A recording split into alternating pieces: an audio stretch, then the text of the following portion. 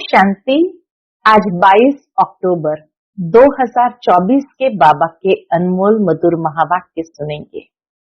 आज की मुरली में बाबा कहे, बच्चे ये पाठशाला है जहां सुप्रीम टीचर आकर तुम्हें पढ़ाते हैं। इस पढ़ाई में एम ऑब्जेक्ट है और बाबा आकर हम बच्चों को सच्ची गीता सुनाते हैं। बाबा कहे, दुनिया में गीता पाठशालाएं होती है, लेकिन वहां पुस्तक उठा करके पढ़ाते हैं। यहाँ बाबा कोई पुस्तक उठा करके नहीं पढ़ाते हैं।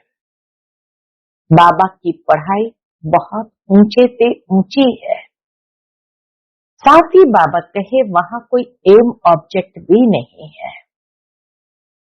दूसरी बात बाबा कहे, इस पढ़ाई में कोई रिद्धि सिद्धि की बात नहीं है कि छू मंत्र कर दिया और छू मंत्र से काम चल गया, पढ़ाई हो गई।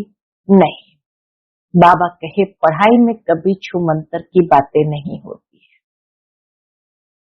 इस पढ़ाई से बाबा हम बच्चों को ऊंच से ऊंच देवी देवता बनाते हैं। बाबा कहे, देवताएं बहुत अक्लमंद थे। क्यों? बाबा कहे, तभी तो वो पूजनीय होते हैं, सभी उनकी पूजा करते हैं। इस पढ़ाई से ही वो वर्थ पाउंड बन गए, बाकी दुनिया के मनुष्य वर्थ नॉट अ पेनी है, तो उन्हें अक्लमंद कैसे कहेंगे? इसीलिए बाबा कहे, बाबा आकर तुम्हें जो पढ़ाई पढ़ाते हैं अच्छे से उसको पढ़ने हैं। सुनते हैं आज के बाबा के अनमोल मधुर महावाक्य। ओम शांति। मीठे बच्चे, बाप तुम्हें जो नॉलेज पढ़ाते हैं इसमें रिद्धि सिद्धि की बात नहीं। पढ़ाई में कोई छू मंत्र से काम नहीं चलता है। आज की मुरली से प्रश्न है, देवताओं को अक्लमंद कहेंगे, मनुष्य को नहीं। क्यों? उत्तर, क्योंकि देवताएं हैं सर्वगुण संपन्न और मनुष्य में कोई गुण भी नहीं है। बाबा कहे, मनुष्य में कोई भी गुण नहीं है। देवताएं अक्लमंद है, तब तो मनुष्य उनकी पूजा करते हैं। उनकी बैटरी चार्ज्ड है, इसलिए उन्हें वर्थ पाउंड कहा जाता है। जब बैटरी डिस्चार्ज होती है, वर्थ नॉट ए पेनी बन जाते हैं, तब कहेंगे बेअकल है। ओम शांति। बाप ने बच्चों को समझाया है कि यह पाठशाला है, यह पढ़ाई है। इस पढ़ाई से ये पद प्राप्त होता है। एम ऑब्जेक्ट भी क्लियर है। इनको स्कूल या यूनिवर्सिटी समझना चाहिए। यहाँ दूर दूर से पढ़ने के लिए आते हैं। क्या पढ़ने आते हैं? यह एम ऑब्जेक्ट बुद्धि में है। हम पढ़ाई पढ़ने के लिए आते हैं। पढ़ाने वाले को टीचर कहा जाता है। हम आते ही है यहाँ पढ़ाई पढ़ने, और पढ़ाने वाले को टीचर कहा जाता है। भगवान वाच है भी गीता। दूसरी कोई बात नहीं है। गीता पढ़ाने वाले का पुस्तक है।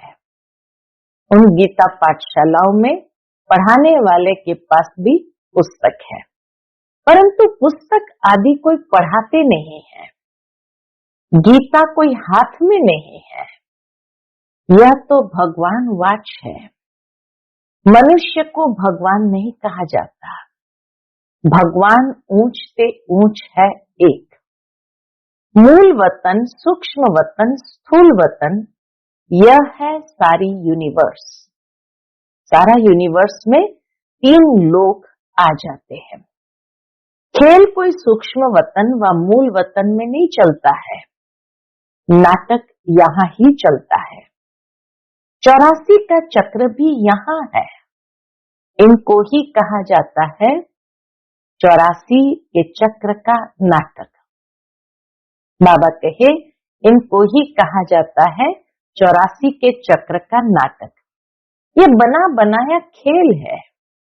यह बड़ी समझने की बातें हैं, क्योंकि ऊंच से ऊंच भगवान, उनकी तुमको मत मिलती है। इसलिए बाबा कहे एक एक बात अच्छी तरह समझने की है, क्योंकि इसमें मत देने वाला ऊंच से ऊंच भगवान है। दूसरी तो कोई वस्तु है नहीं, एक को ही कहा जाता है सर्वशक्तिमान, वर्ल्ड ऑलमाइटी अथॉरिटी। अथॉरिटी का भी अर्थ खुद समझाते हैं, बाबा खुद हमें अथॉरिटी का भी अर्थ समझाते हैं। ये मनुष्य नहीं समझते, क्योंकि वह सब है तमो प्रधान। इसको कहा ही जाता है कलयुग। ऐसे नहीं कि कोई के लिए कलयुग है, कोई के लिए सतयुग है, कोई के लिए त्रेता है, नहीं। जबकि अभी है ही नर्क, तो कोई भी मनुष्य ऐसे नहीं कह सकता कि हमारे लिए स्वर्ग है, क्योंकि हमारे पास धन दौलत है। कई लोग समझते हैं ना दुनिया में यही स्वर्ग है, यही नर्क है। जिनके पास धन दौलत आदि है, सुख सुविधा के साधन है, वो स्वर्ग में है, और जिनके पास कुछ नहीं है वो नर्क में है। बाबा कहे ऐसे कभी हो नहीं सकता। जब दुनिया ही तमो प्रधान है, तो सबके लिए नर्क ही कहेंगे। अभी है नर्क, तो कोई भी मनुष्य ऐसे नहीं कह सकता कि हमारे लिए स्वर्ग है, क्योंकि हमारे पास धन दौलत है। यह हो नहीं सकता, यह तो बना बनाया खेल है। सतयुग पास्ट हो गया, इस समय तो हो भी नहीं सकता। यह सब समझने की बातें हैं। बाप बैठ सब बातें समझाते हैं। सतयुग में इनका राज्य था। भारतवासी उस समय सतयुगी कहलाते थे। लक्ष्मी नारायण का राज्य था, तो भारतवासी उस समय सतयुगी कहलाते थे।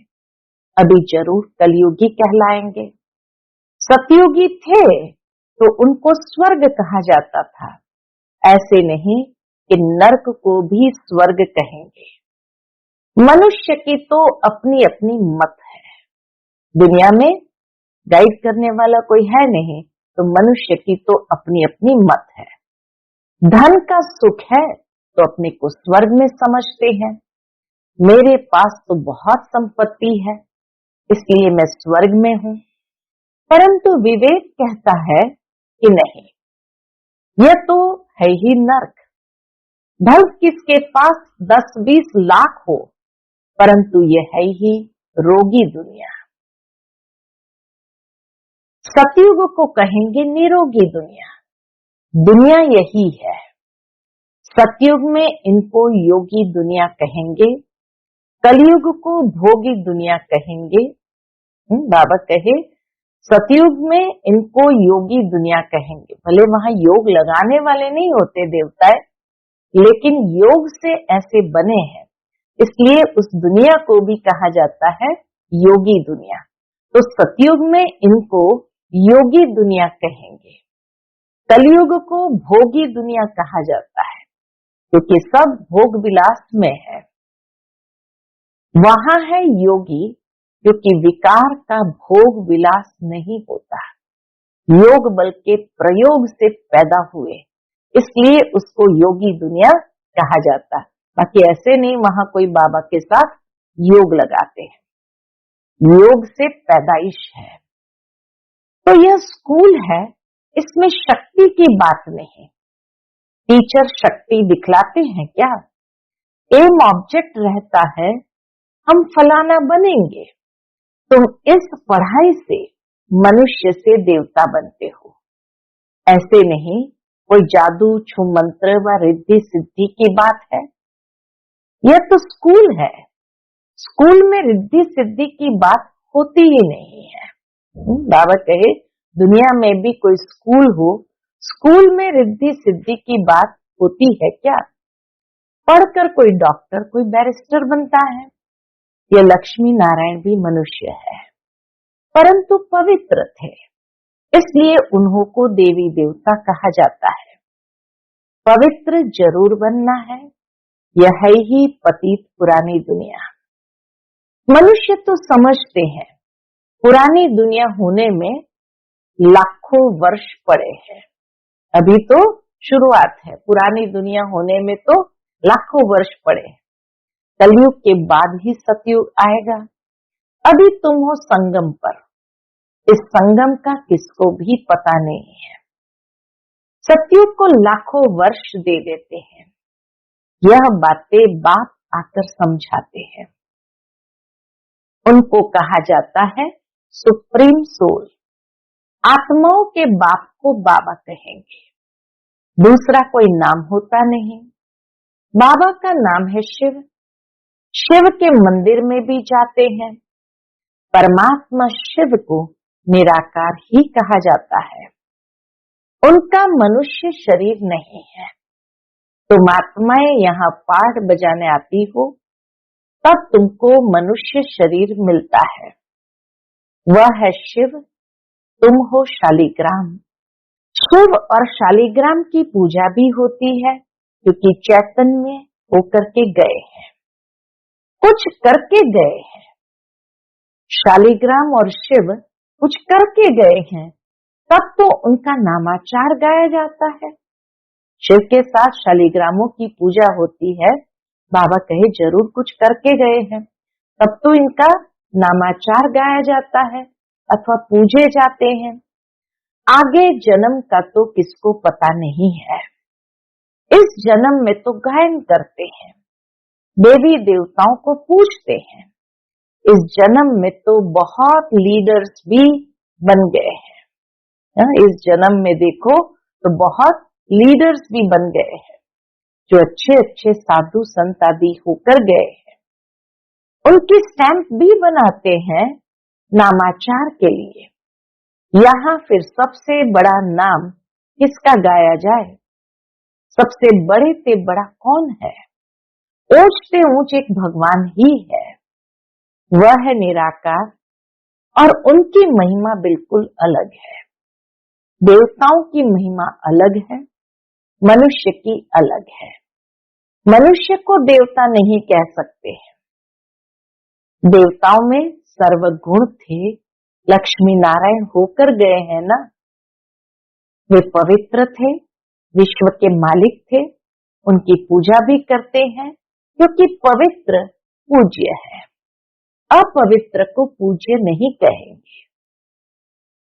अपवित्र सदैव पवित्र को पूजते हैं। हमेशा ऐसा होता है, अपवित्र हमेशा पवित्र को पूजते हैं। कन्या पवित्र है तो पूजी जाती है। पतित बनती है तो सबको पांव पड़ना पड़ता है। इस समय सब है पतित। सतयुग में सब पावन थे। वह है ही पवित्र दुनिया। कलयुग है पतित दुनिया। तब ही पतित पावन को बुलाते हैं। बाबा कहे पतित दुनिया है, तब ही पतित पावन बाप को बुलाते हैं। जब पवित्र है तब नहीं बुलाते हैं। बाबा का भी उलझना है कि जब पवित्र है तो पवित्र दुनिया में नहीं बुलाते हैं। बाप खुद कहते हैं मुझे सुख में कोई भी याद नहीं करते हैं। भारत की ही बात है। बाप आते भी भारत में है। भारत ही इस समय पतित बना है। भारत ही पावन था। पावन देवताओं को देखना हो तो जाकर मंदिरों में देखो। बाबा कहे पावन कितने थे वो देखना है तो मंदिरों में जाकर देखो। देवताएं सब है पावन। उसमें जो मुख्य मुख्य हेड है, लक्ष्मी नारायण, राधे कृष्ण, राम सीता बाबा के, उसमें भी जो मुख्य मुख्य हेड है उन्हों को मंदिरों में दिखाते हैं। इन लक्ष्मी नारायण के राज्य में सब पावन थे। यथा राजा रानी तथा प्रजा। इस समय सब पतित है। सब पुकारते रहते हैं। क्या पुकारते रहते हैं? हे पतित पावन आओ। सन्यासी कभी श्री कृष्ण को भगवान व ब्रह्म नहीं समझते, न मानेंगे। सन्यासी कभी भी श्री कृष्ण को भगवान व ब्रह्म नहीं मानेंगे। वह समझते हैं भगवान तो निराकार है। उनका चित्र भी निराकार तरीके से पूजा जाता है। शिव बाबा का चित्र भी निराकार तरीके से शिवलिंग के रूप में ही पूजा जाता है। उनका एक्यूरेट नाम शिव है। तुम आत्मा जब यहाँ आकर शरीर धारण करती हो तो तुम्हारा भी नाम रखा जाता है। आत्मा अविनाशी है, शरीर विनाशी है। आत्मा एक शरीर छोड़ जाकर दूसरा लेती है। 84 जन्म तो चाहिए ना, 84 लाख नहीं होते। तो बाप समझाते हैं यही दुनिया सतयुग में नई थी तो राइटियस थी, यही दुनिया फिर अनराइटियस बन जाती है। वह है सचखंड। सब सच बोलने वाले होते हैं। भारत को सचखंड कहा जाता है। झूठ खंड ही फिर सचखंड बनता है। सच्चा बाप ही आकर सचखंड बनाते हैं। उनको सच्चा पातशाह ट्रुथ कहा जाता है। यह है ही झूठ खंड।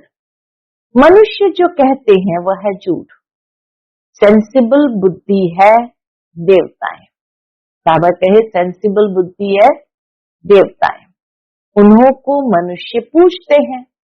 अकलमंद और बेअकल कहा जाता है। अकलमंद कौन बनाते हैं, फिर बेअकल कौन बनाते हैं, यह भी बाप बताते हैं। अकलमंद सर्वगुण संपन्न बनाने वाला है बाप शिव बाबा है। वह खुद आकर अपना परिचय देते हैं। जैसे तुम आत्मा हो, फिर यहाँ शरीर में प्रवेश कर पाठ बजाते हो, मैं भी एक ही बार इनमें प्रवेश करता हूं। तुम जानते हो वह है ही एक। उनको ही सर्वशक्तिमान कहा जाता है। दूसरा कोई मनुष्य नहीं जिसको हम सर्वशक्तिमान कहें। लक्ष्मी नारायण को भी नहीं कह सकते, क्योंकि उन्हों को भी शक्ति देने वाला कोई है। लक्ष्मी नारायण को भी शक्ति देने वाला कोई है। पतित मनुष्य में शक्ति हो न सके। आत्मा में जो शक्ति रहती है वह फिर आहिस्ते आहिस्ते डिग्रेड होती जाती है। अर्थात आत्मा में जो सतो प्रधान शक्ति थी वो तमो प्रधान शक्ति हो जाती है। जैसे मोटर का तेल खलास होने से मोटर खड़ी हो जाती है, ये बैटरी घड़ी घड़ी डिस्चार्ज नहीं होती है। उन बैटरियों की तरह नहीं है जो घड़ी घड़ी डिस्चार्ज हो जाए। इनको पूरा टाइम मिला हुआ है। कलयुग अंत में बैटरी ठंडी हो जाती है। पहले तो सतो प्रधान विश्व के मालिक थे, अभी तमो प्रधान है तो ताकत कम हो गई है, शक्ति नहीं रही है। वर्थ नॉट अ पेनी बन जाते हैं। भारत में देवी देवता धर्म था तो वर्थ पाउंड थे। रिलीजन इज माइट कहा जाता है। देवता धर्म में ताकत है। विश्व के मालिक है। क्या ताकत थी? कोई लड़ने आदि की ताकत नहीं थी। किसी के साथ लड़ने की ताकत नहीं थी। ताकत मिलती है सर्वशक्तिमान बाप से। ताकत क्या चीज है? बाप समझाते हैं, मीठे मीठे बच्चों, तुम्हारी आत्मा सतो प्रधान थी, अब तमो प्रधान है। विश्व के मालिक बदले क्या बन गए हैं? बाबा कहे विश्व के मालिक बदले विश्व के गुलाम बन गए हो।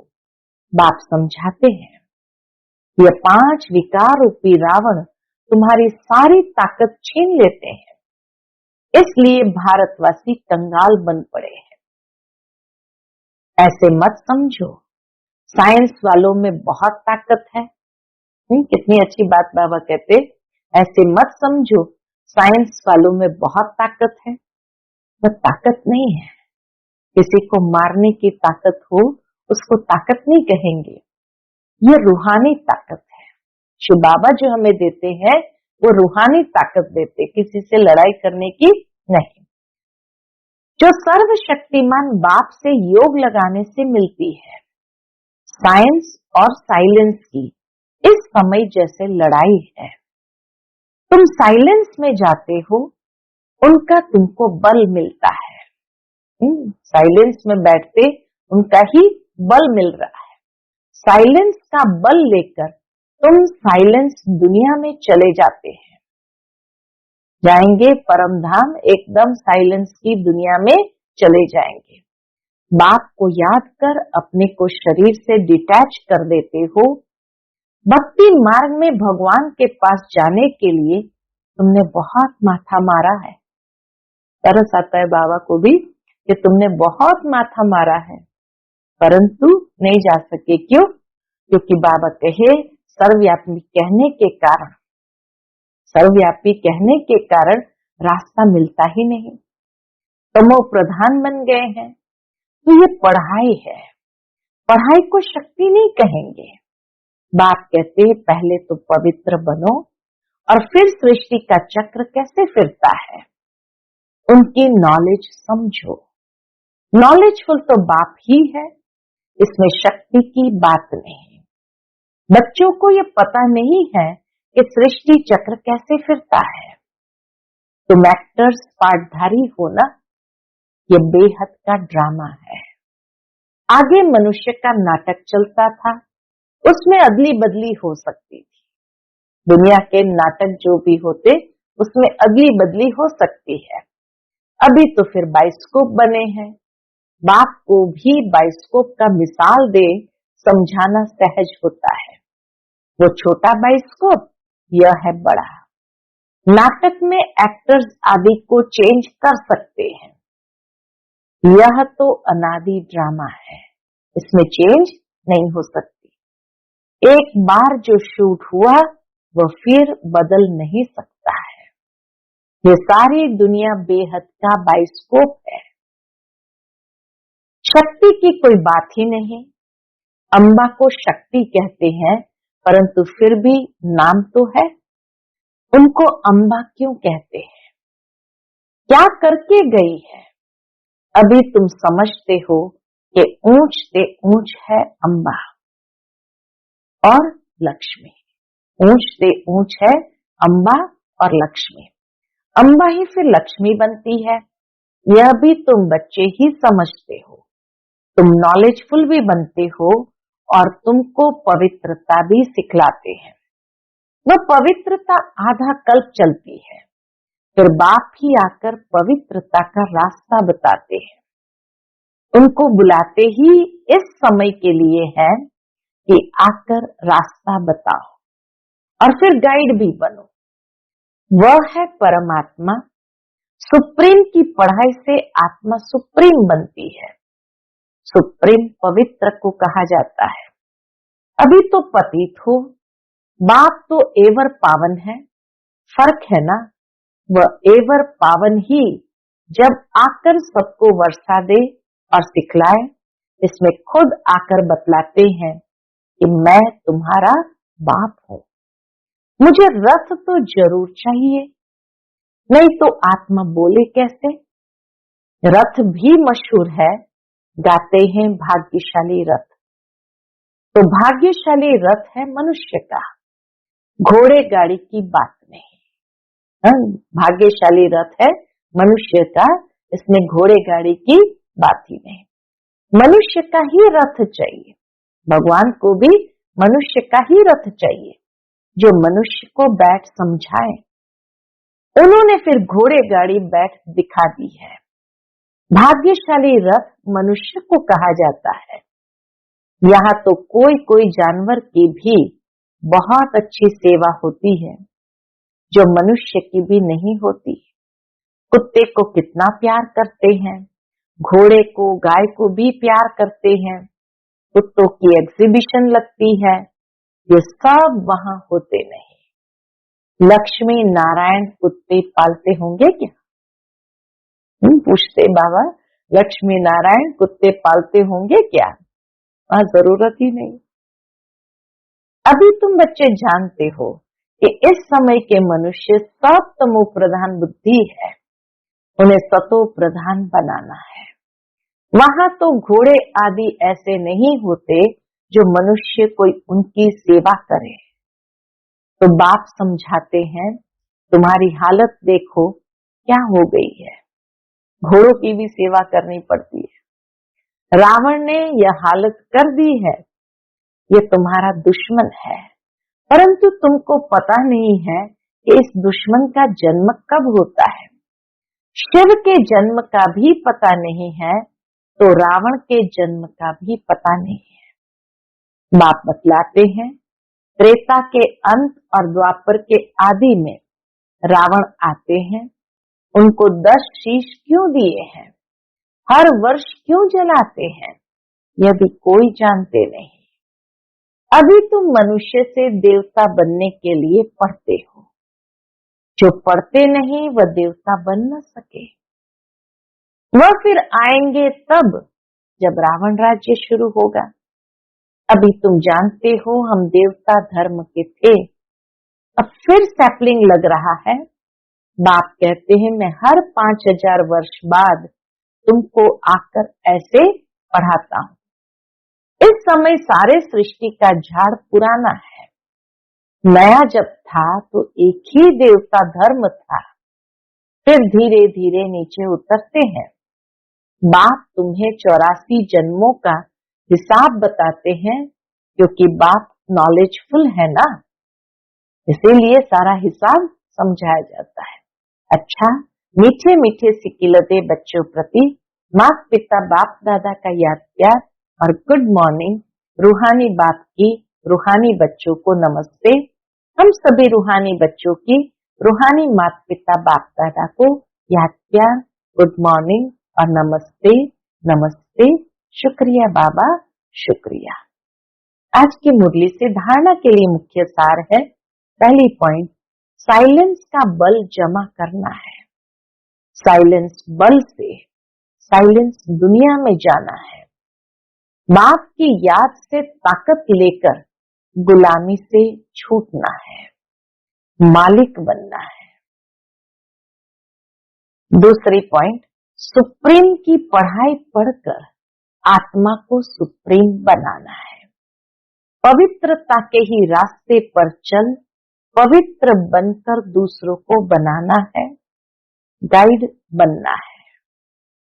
आज का बाप दादा का मधुर वरदान हम बच्चों के प्रति है, अलफ को जानने और पवित्रता के स्वधर्म को अपनाने वाले विशेष आत्मा भव। अलफ को जानने और पवित्रता के स्वधर्म को अपनाने वाले विशेष आत्मा भव। बाप दादा को खुशी होती है कि मेरा एक एक बच्चा विशेष आत्मा है, चाहे बुजुर्ग है, अनपढ़ है, छोटा बच्चा है, युवा है या प्रवृत्ति वाला है, लेकिन विश्व के आगे विशेष है। हम बाबा को कितना नशा है। दुनिया में चाहे कोई कितने भी बड़े नेता हो,